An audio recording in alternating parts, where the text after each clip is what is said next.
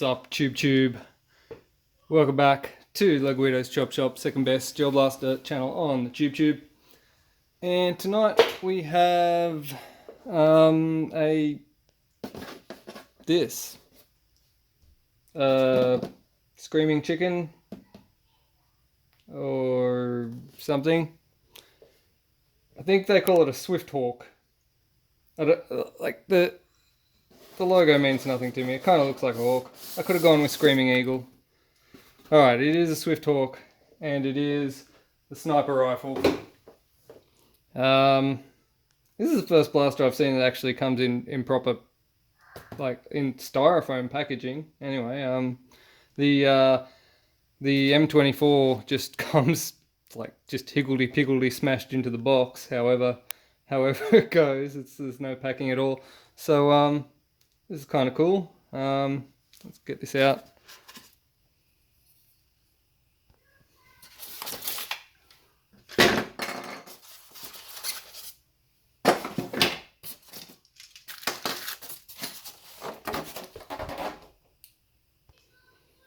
Alright, so it does look very similar to the M24 in terms of design, but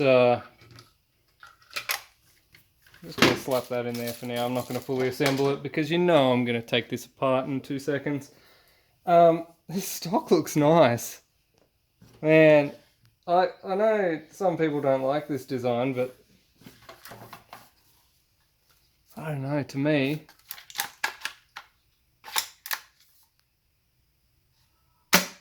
that feels nice. That's safety.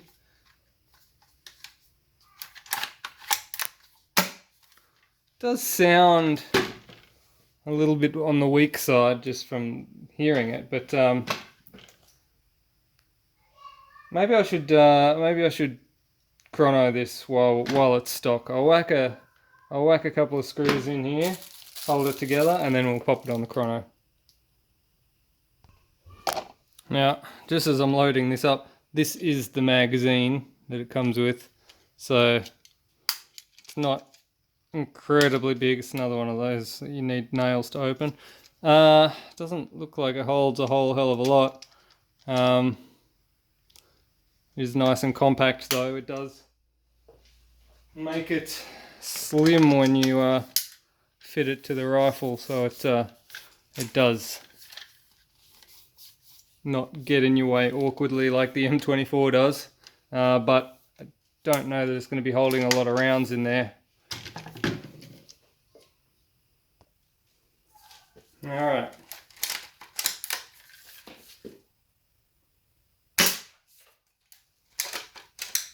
$150, $145, $122, $157, $175, $190, $165, $188, $178. Alright, so with an average of about 160 FPS, it's not a powerhouse, at least not out of the box anyway. But it does look pretty cool. You got this nice rubber pad on the back of the stock there. Looks pretty good, but let's see what happens. Let's see what's inside it. Let's pull this apart, eh? And see what's going on. Because, I mean, stock numbers we know they mean nothing. So, let's see what we can do inside this.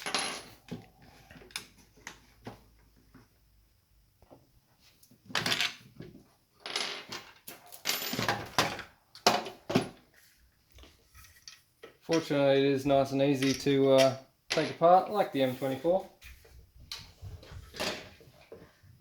Let's take a look at this bolt.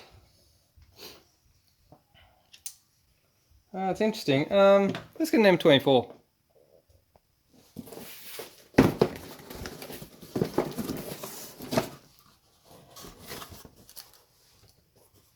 See, that's how the M24 comes.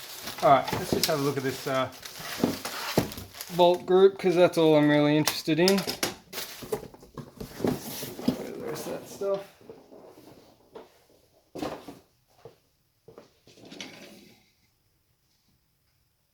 So you see, they're similar length. I wonder if the parts are interchangeable at all. I mean, they are different, I can see straight away. It's a different mechanism. It'd be interesting to see if the internal bolt's the same. Alright, let's get into it anyway. Let's take this one apart. It's going to be similar to the M24. Actually, it's not at all. It's completely different. It's a whole new thing. Alright. So, the Swift Torque does have a safety lockout, that one there. So it basically just locks you from being able to pull the trigger. So obviously you've got to lock out when the bolt is up as well, so it stops you from being able to pull the trigger when the bolt is up. Feature. Alright, so it looks like this comes off the bottom. Never actually opened one of these up before, so it's going to be a learning experience for all of us. Take these number 2 Phillips head screws out of the bottom and see what happens.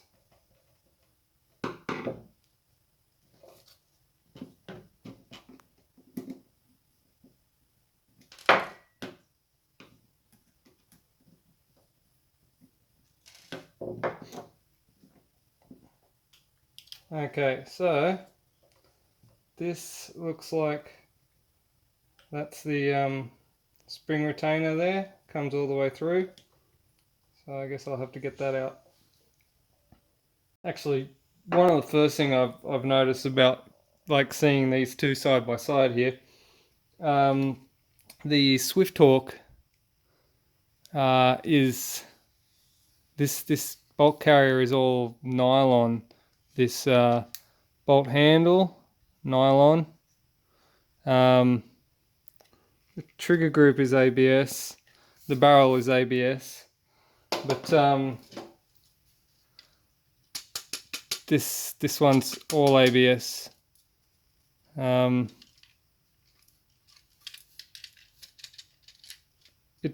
definitely feels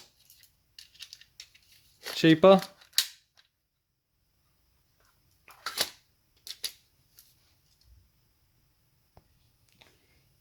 Not actually sure that removing these two screws here helped much, so I guess I'll just take all the screws out and then I'll chase springs across the room later.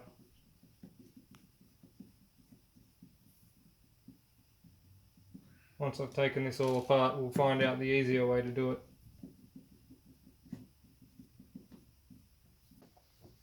Alright, just go for a closer angle. See if we can get this apart.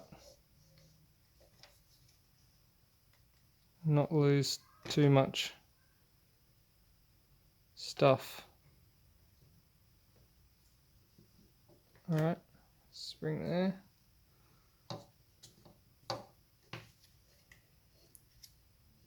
Alright, this gives us a better look inside here. Hey, have a look at this.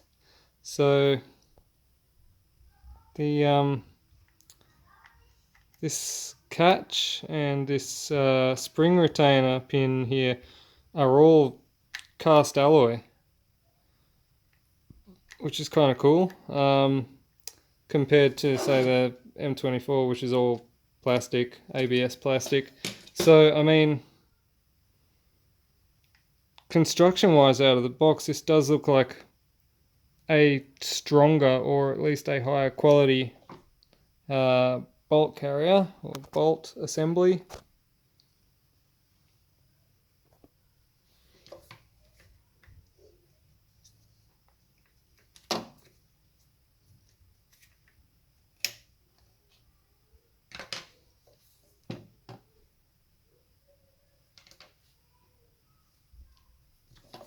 Alright, so Very interesting. Right, I found out how this comes out now. This pin here, the spring retainer pin, you have to move forward and then down, and that will allow you to remove that. So knowing that now would have made it easier to tear that down. So basically, yeah, if you were doing this at home, pull that pin out first and then the whole trigger group will come off. Cool.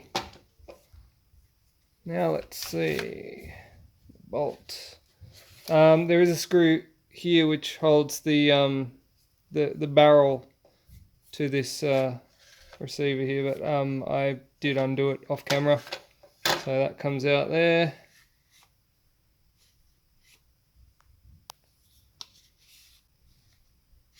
And this looks like it's captive inside that tube there, so I think I will have to actually remove the bolt handle in order to remove this bolt. So I mean, that's easy enough. We can Phillips head driver in the back of that. This is just the same as the M24. Take this rear piece off, don't lose your detent, wherever the detent is. Oh, that is the detent. Hey, that's cool. Looks like it's... No, I was going to say it looks like it's captured in there, but it's not. It just doesn't spring out as easily. Alright. This bolt is quite tight on there, so it's a very, very precise fit. Now, can we get this off?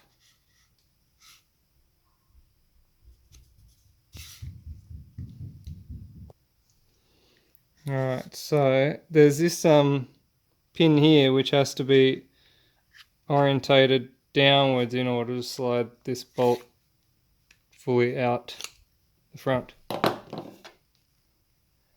And there it is. Let's size that up against the M24 bolt. So that's where it's longer. It's a good inch longer or so. Let me measure that.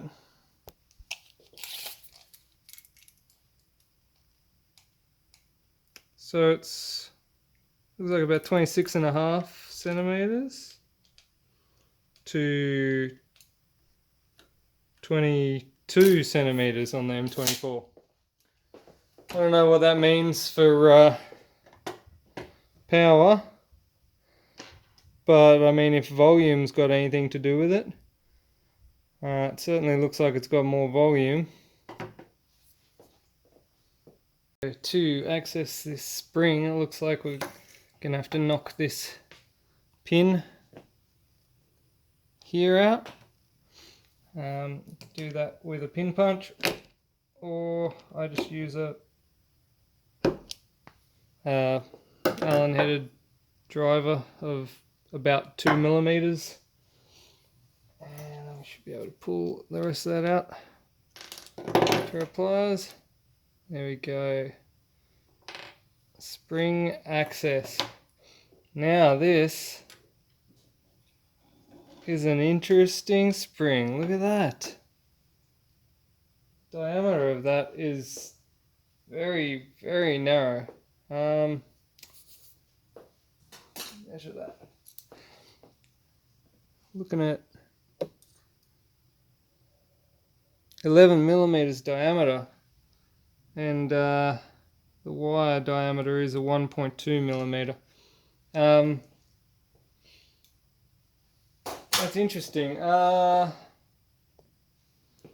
I've got this VSR 10 M150 spring, and it's shorter, obviously.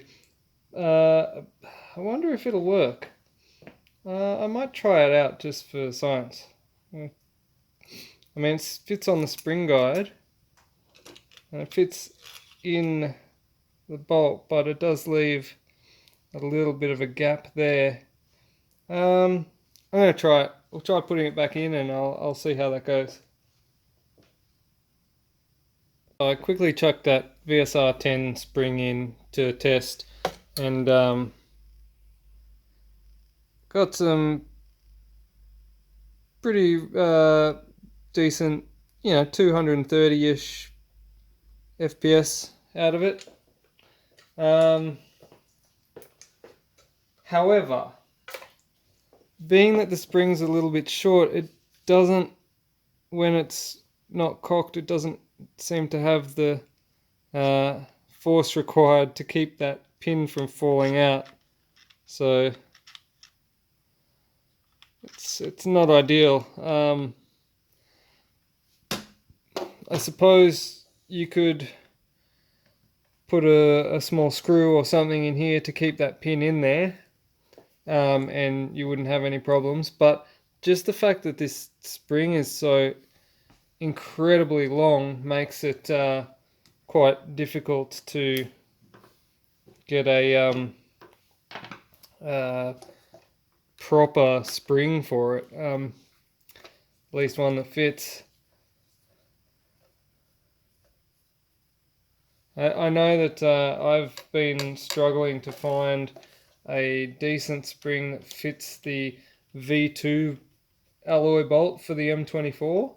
There's plenty of big springs available for the M24, but they are a larger diameter, and the V2 alloy bolt has that thinner diameter spring similar to this one. So I wonder how that one would go in the V2 alloy bolt. That'd be an interesting thing to check. Incidentally, now that pin drops out nice and easy, or now that I know that that's how you're supposed to get it out, the whole trigger group comes off in one go, so you don't have to dick around undoing those screws like I did. I am going to maybe pop this back open again and have a look at the plunger inside it.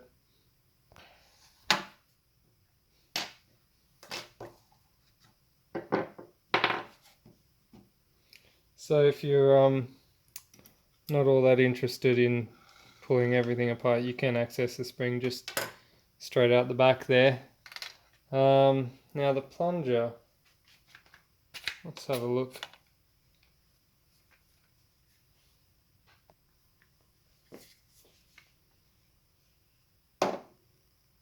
Wow, there's plenty of goo in there. Alright, okay, interesting. It is a nylon O-ringed plunger. I don't know if you can, wow, there's so much goo in there. I don't know if you can get a focus on that, but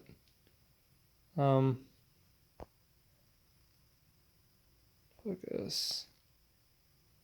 Yeah, there's an O-ring and a lot of goo. Being that it is a small diameter, it's an O-ring that I don't have loads and loads of in stock, but that is there's definitely a lot of grease inside that cylinder. That is for sure. Now, I think I'll leave this VSR 10 spring in here because I'm much happier with 230 FPS than I am with 170 or whatever it was that it was originally. So I'll go with that. The O-ring and the goo on that seems fine. I don't have a aftermarket size O-ring to fit that one anyway, so I think we should be good on that one. I'll leave that how it is. I'll do this spring. I am going to modify this slightly so that it holds this pin a bit better though, because we can't have that just dropping out the back at any given opportunity. So I'll do something with that. I think what I might actually do is Dremel off a couple of coils off of this spring and pop that on the base, just so that it's like a shim, basically, to shim that up. Alright, so I just cut like 3-4 coils off of the end of the standard spring, and I'm going to use that in there, just like a little shim, just to shim that up so that the little retainer sits nicely in there and doesn't fall out when there's no tension on it. Alright, I think that should work. Alright, so just popping in that little extra bit of spring has brought it up to about 260 FPS. Those of you who don't believe me for whatever reason, because I did it off camera, I'll crack one out right here.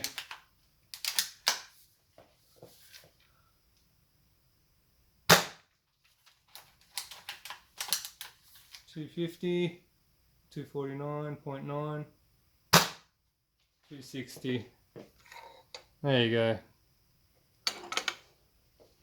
Well, what do I think of the Screaming Eagle Swift Hawk sniper rifle? Well, let me have a look. Let me just zoom out a touch. Is it as good as the M24? Absolutely. Better. The quality is better. The nylon is better. The bolt is better. I still think that this is going to snap off if you pull it too hard. Even though it is nylon, like the